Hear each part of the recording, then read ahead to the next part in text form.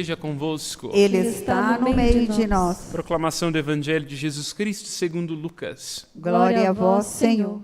Naquele tempo, os 72 voltaram muito contentes, dizendo: Senhor, até os demônios nos obedeceram por causa do teu nome.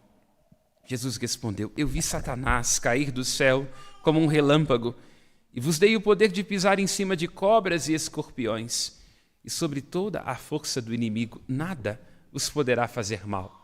Contudo, não vos alegreis, porque os espíritos vos obedecem, antes ficai alegres, porque os vossos nomes estão escritos no céu. Naquele momento, Jesus exultou no Espírito Santo e disse: Eu te louvo, Pai, Senhor do céu e da terra, porque escondestes estas coisas aos sábios e inteligentes e as revelastes aos pequeninos. Sim, Pai, porque assim foi do teu agrado. Tudo me foi entregue pelo meu Pai. Ninguém conhece quem é o Filho, a não ser o Pai, e ninguém conhece quem é o Pai, a não ser o Filho, e aquele a quem o Filho o quiser revelar. Jesus voltou-se para os discípulos e disse-lhes em particular: Felizes os olhos que veem o que vós vedes, pois eu vos digo que muitos profetas e reis quiseram ver o que estáis vendo e não puderam ver. Quiseram ouvir o que estáis ouvindo e não puderam ouvir. Palavra da salvação. Glória a vós, Senhor. Pelas palavras do Santo Evangelho, sejam perdoados nossos pecados. Amém. Podemos nos sentar. A primeira leitura ofertada a nós é o final do livro de Jó, um misto de profecia e de poesia, de alguém que experimenta as dores de uma consciência que se desperta na dor. Esta é a sina da nossa condição humana, o grande parto, o mais difícil e o mais necessário é aquele que nós vamos tendo que fazer de nós mesmos, de nossa consciência, de nossos valores, e este dura toda a vida.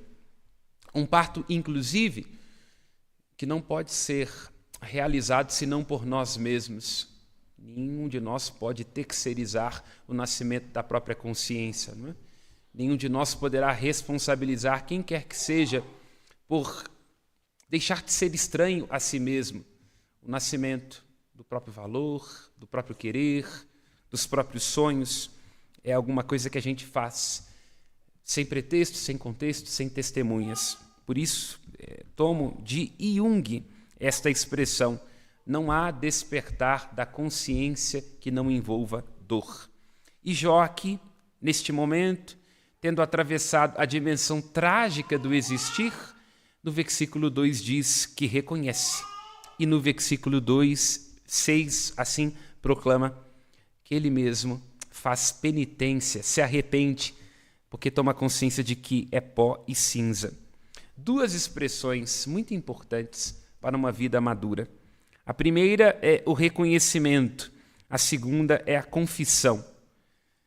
Confissão, em primeiro lugar, onde nós estamos e que somos capazes de ver o que está por detrás da máscara da face.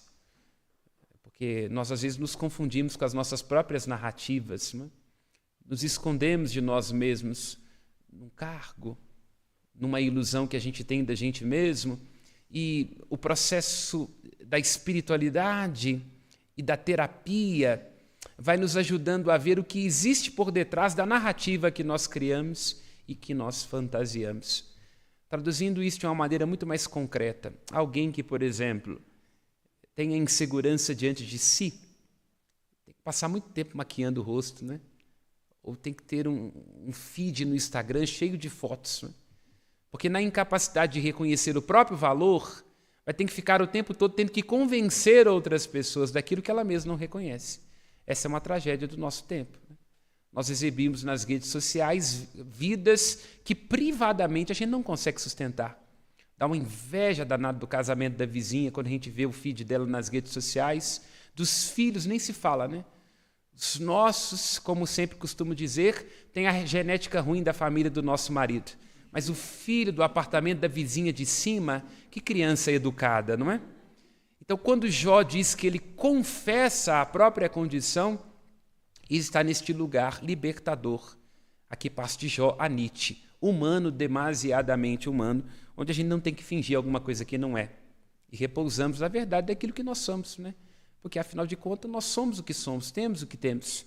Então, ele confessa sua condição de pó e de cinza.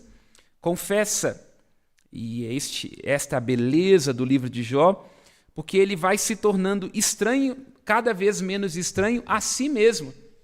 Porque o desafio do livro de Jó é porque ele imagina que o fato dele fazer tudo certinho, dele pagar imposto de renda, dele oferecer sacrifícios por si pelos pecados que, porventura, os seus filhos tivessem cometido, que ele era um credor de Deus. E Jó tem a reivindicação a partir da sua própria inocência. E isso é sempre um problema. A soberba, tanto em quem está dentro da igreja ou fora. A gente é sempre mais infeliz quando tem a impressão de que o mundo nos deve alguma coisa, de que as pessoas nos devem alguma coisa, de que quem mora no nosso condomínio nos deve alguma coisa. Não, a vida não nos deve nada. Não tem que ter compromisso nenhum com as nossas expectativas. Então, Jó tem que entender, aqui é a brincadeira, não é? Vamos dizer assim, do que Deus vai dizendo com ele, né? Que ele obscurece os seus desígnios, de que Deus não é um devedor dele. De que é claro que nós esperamos de Deus sua bondade, sua misericórdia, suas graças, mas ele faz de graça, e não porque nós somos filhos perfeitinhos. Aliás, nós, no momento em que aparecemos, lembra nos irmãos, nos percebemos complicados e perfeitinhos. É isso que Jó vai tendo que entender. Para além das suas perfeições e dos seus ritos, ele é muito complicado. Ele vai tendo que também refazer em si a imagem que tem de Deus. E esse é um risco perene na vida de cada um de nós, de que a gente não reze a um Deus vivo, verdadeiro, a um Deus que a gente permite que se mostre, mas a um ídolo. Às vezes nós vamos querendo que Deus, por aquilo que nós fazemos, esteja sempre como uma espécie de reflexo das nossas expectativas. E Deus não serve para ser paraquedas das nossas quedas. Ele não serve para resolver as coisas que a gente não dá conta e terceiriza. Às vezes temos que nos perguntar se nós estamos rezando para um Deus que, de fato, tem a oportunidade de se mostrar ou apenas a um ídolo.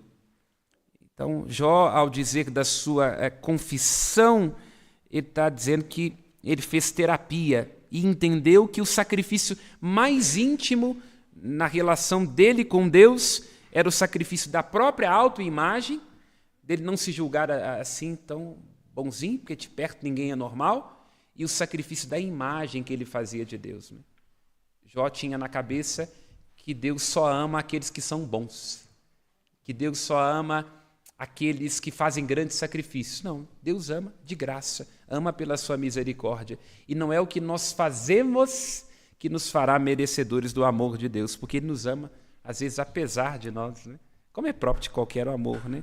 Quem de nós, quando ama alguma pessoa, não entende que, apesar do que ela é, nós a amamos? Se você ainda não fez essa experiência, espere ter filhos. E depois dos filhos, quando vierem as noras, aí você vai saber o que é amar apesar de. Entende? Jó tem que fazer esta experiência. E além de confissão, ele diz, eu conheço e reconheço. E as sogras também, viu? Para elas não ficarem animadinhas. Jó diz, eu reconheço. E conhecimento no hebraico é muito bonito, porque conhecimento no hebraico é yadá, que é a mesma expressão utilizada, conhecimento do ponto de vista de uma apreensão intelectual de alguma coisa. Quando nós conhecemos um livro, de alguma forma ele passa a estar na nossa cabeça, não é? É daí que vem, por exemplo, a etimologia da palavra conceito, concapere. Você pega a coisa e coloca na cabeça, não é? Então, conhecer é isso. A mesma expressão usada no hebraico para dizer deste conhecimento é a expressão usada para dizer da intimidade sexual entre duas pessoas. Porque no amor, todo pudor começa com a nudez. Não dá para a gente amar uma pessoa pela metade, né? Nós nos desnudamos diante de alguém quando nós amamos esta pessoa. Então é isso, o máximo conhecimento que nós temos diante de uma pessoa é quando não há segredos nossos em relação a essa pessoa e dessa pessoa com relação a nós. Nós a vemos num todo, num complexo, assumimos e apreciamos tudo o que ela é. Então, Jó está dizendo que ele tem uma intimidade profunda, intransferível com Deus. Antes ele conhecia de ouvir falar.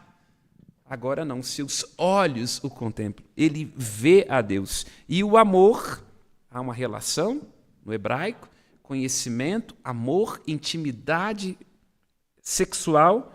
O amor, o conhecimento pede visão. E se pede visão, pede desilusão. Por isso, todo conhecimento verdadeiro, todo amor verdadeiro será um atravessamento de encantos, solidões e desilusões. Encanto porque o amor nos promete a eternidade. Quando nós nos arriscamos a conhecer uma pessoa, nos primeiros momentos a gente se encanta, né? Essa é a beleza da novidade. É por isso que namoro é melhor do que casamento, porque no namoro a gente ainda vai conhecer. Quando colocávamos na nossa casa, a filosofia do molejo não era amor, era cilada. Mas enquanto a gente está conhecendo, a gente se encanta. A novidade do amor é uma coisa fantástica. Então o amor é atravessado pelo encanto. Solidão, né? Porque mora no amor, lembrando a solidão. Porque se tem uma coisa que o amor vai nos fazer compreender, é que o outro nunca será suficiente naquilo que ele nos oferece. Nos apaixonamos, nós nos encantamos pela completude. Mas ao longo de anos de casamento, nós vamos tendo que amar a falta que o outro nos causa, porque nunca é suficiente. Nunca é do jeito que a gente queria. Eu já disse várias vezes para tirar essa toalha de cima da cama. Você esqueceu de abastecer o carro de novo? Então é um atravessamento de solidões, de desilusões. E precisamente nessa desilusão, a gente se conhece e reconhece o outro. Entende? E aí vamos a Clarice Lispector, né? Poucos querem o amor, porque o amor é a desilusão de tudo mais. E poucos suportam perder todas as ilusões. Para conhecer a Deus, para amar a Deus, Jó tem que se desiludir de Deus. E o próprio Deus, essa beleza do livro de Jó, na sua poesia, na sua licença poética, também se desilude de Jó. Porque Satanás vem até Deus dizendo, é o início do livro, vamos retomar. Ele diz, esse Jó aí que você diz que é o seu filho perfeito, só é porque você levantou um muro de proteção em torno dele. Tira isso, você vai ver o que vai dar. Aí Deus diz para Satanás, então faz o seguinte, faz um teste na vida de Jó. Pode tirar tudo, só não mexa com ele. E eu brinco que a grande ironia é que Jó perde os filhos, os bens e por aí vai, mas só fica a esposa enchendo o saco dele, não é?